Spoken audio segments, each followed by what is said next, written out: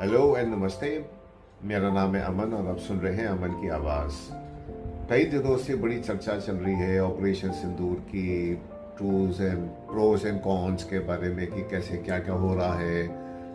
सब तरह की दफाएं, एलिगेशंस एंड पॉलिटिकल पार्टीज भी लगी हुई हैं।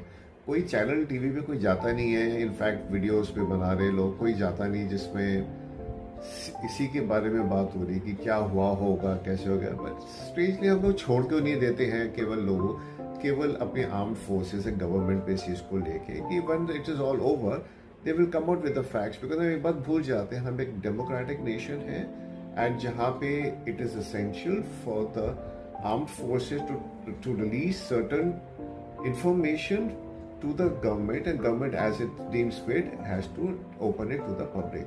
एक डेमोक्रेटिक प्रोसेस में ये इस चीज़ का बहुत इंपॉर्टेंस है।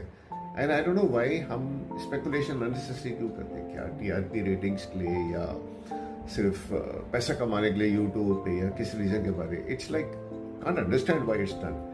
सो best is to leave it as it is and let the flow follow on and eventually will get to no.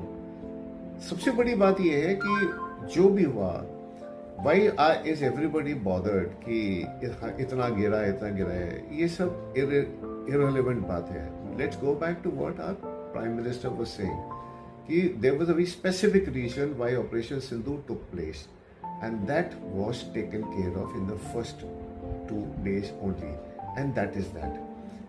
Everything else happened because Pakistan army reacted to it, which they technically should not have, as they were forewarned about what India was about to do.